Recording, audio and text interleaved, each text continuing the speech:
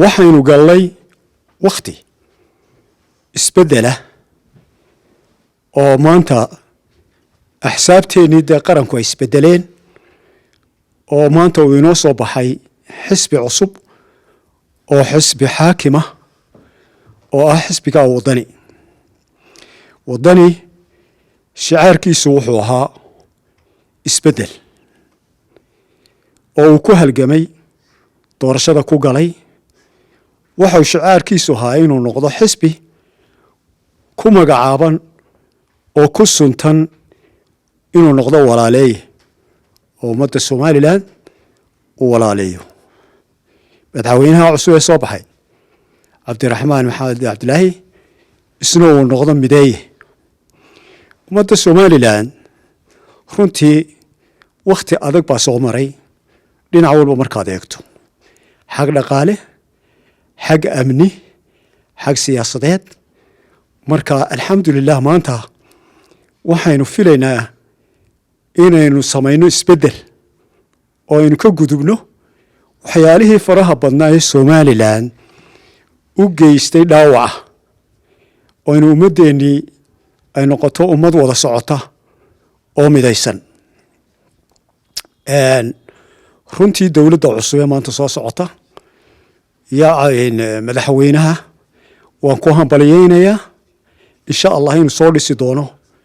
dowlad taya leh oo hawsha qaranka si fiican oo xilkasnimo ah u gudata rag cusub oo dhiig cusubah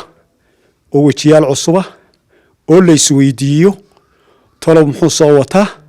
talow muxuu qabanayaa rag cusub oo rajo geliya bulshada iyo qaranka somalilan inuu biidni illah soo dhiso ayaan ku rajo weynahay waanan hubaa inuu kartidaa leeyahy waanan ku hambalyaynayaa maanta soo bixista uu soo baxay iyo rajadaa cusub ee inoo muuqata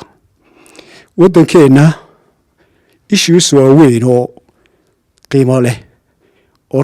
in si weyn looga baaraadego ayaynala gudboon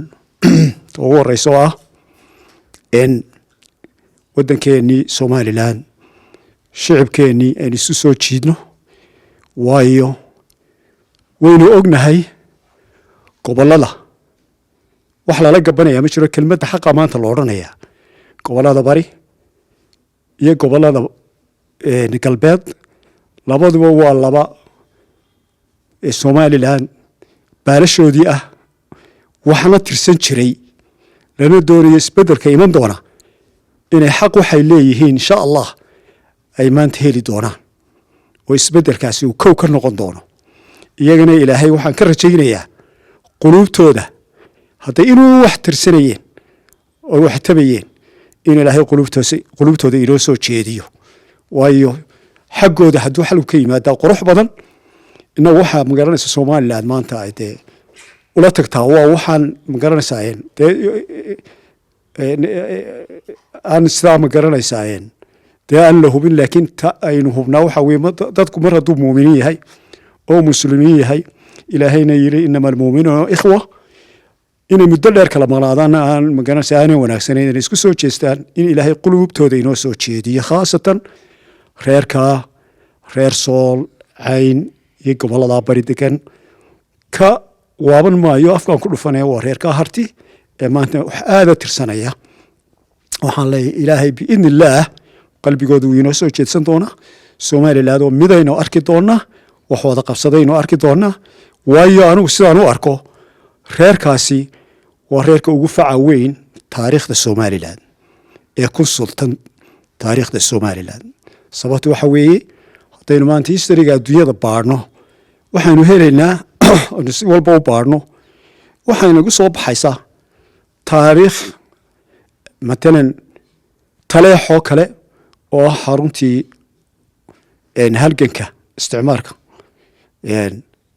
waana tii gumaysigu uu diyaaradaha u dalbaday uu ku baabiiyey waxaa kaloo laga helayaa taariikhda daraawiish oo iyaguna ahaa ciidankii gumaystaha la digri jiray waxaa kaloo laga helayaa maxamed cabdalla xasan oo ahaa halgamaahi weynaa intuba somaliland bay ku suntayiin maxamed cabdalla xasan buuhood buu ku dhashay nin somaliland dara buu ahaa taariikhda somaliland ku suntan waa soomaali oo dhan marka la eego taariikhdaasi waa taariikh weliba reerka bidaad maanta wax tabanayay laga yaabo qaarkoodba inay yidhaahdaan dee waynu ogeyn waxaynu isla soo marray dad caqligaabo miidiyaha ka hadli jiray waxyaalo badan oo xanaf leh iyo hadal aan qaban la odhan jiray marka aanu ku dhufan maayo oo dib ugu noqon maayo laakiin waxaan leeyahay ilaahay qalbigooda inoo soo jeediyo waa reer fac leh taariikh soomaaliya fac ku leh xaqooda inay helaanna waajib ku ah biidni illaahi alkariimna way heli doonaan somaliland oo midaysanna waynu arki doonaa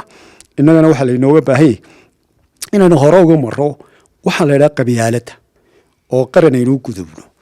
axsaabteenna aynu ku kala biiro marnaba aynaan u arag axsaab qabiil ka soo jeeda axsaab qaran ha noqdeen somaliland jirna dowlad aan wax soo qabanay ma jirto qor isku dhib ahayd hore markaa maanta aynu haysano dowladu weliba waxbay kusoo kordhisay dowladdeennan maanta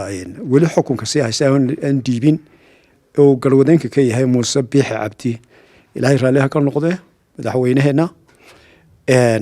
runtii maanta magacaa aynu helnay ee somaliland isaga ku suntatay taariikhdana isaga u gashay waana xaqiiq doorashooyinkaa uu qabtay ee labadii doorasho kala dambeeye ahaa midna ahayd tii hore deegaanka iyo baarlamaanka si qurux badan oo aada iyo aada qurux badan ayuu u qabtay oo hagar la-aana wax walba uu horay tanna sidii sileeg ceesaan may hirdiin waana ta bulshada maanta caalamka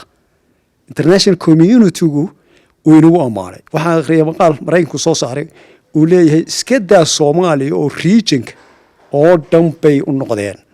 yacni example waa africa markaad eegto dhan ayaynu ku noqonnay xagga dimuqraadiyadda iyo doorashooyinka model waxaanu rajaynaynaa biidni illahi alkariim walaalaheenna soomaaliyeed ee dee ilaahay dii isku diirka inaga dhigay ee isku diinta inaga dhigay ee isku dalka inaga dhigay ee isku dhinac walba dee aynan maanta ku kala fogaanayne laba dowladood isku tagayn aynu hayne maanta dee kala noqday uun iyaguna taasoo kale ay qabsan doonaan oo jaar wanaag ay ilaalin doonaan oo ictiraafku xaggooda ka iman doono markuu xaggooda kadib ninka xaqiisa aad siiso xaqiisa marka aad siiso wax walba way hirgelayaan wax walba waa lagu heshiinayaa labada soomaaliyeed laba dowladood kala ahaa ee midoobay ee weliba somaliland ay noqotay tii ugu horeysay ee arliga soomaaliyeed dowlad ka noqota ee calan taagata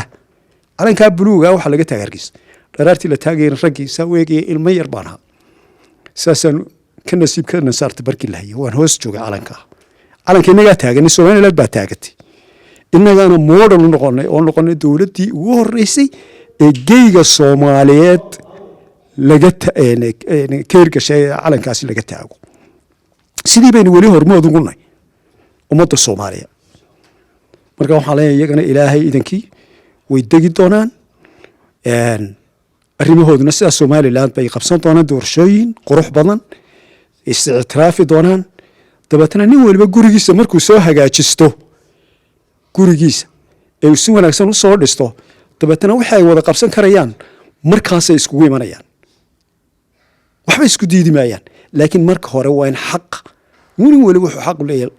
dee la siiyaa somaliland dowlad bay ahayd madax bannaan la ictiraafay 30 dowladood adduunka ay ictiraafeen xaq waa inay gartaan oo dhahaan waanu ictiraafnay markay ictiraafaana dabeetana la soo hor fadhiistaa war maxaynu wada qaylanaa maxaynu inaga dhaxayn karaa maxaynu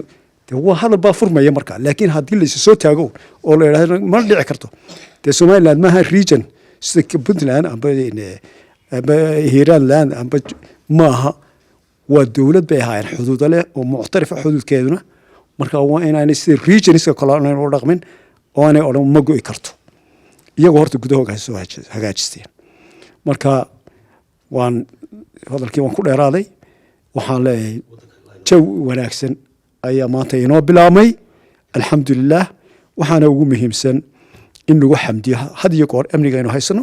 horumarka aynu haysano maanta calankeena tawxiid ku qorayay soomaaliya oo dhan baa hoos joogta cid waliba way joogtaa maanta magaalooyinkeena marka alxamdulilah ilaahay inoo siyaadiyo horumarka ummadana islaamka maaha soomaaliya kale tu islaamka waa waajib inaga saaran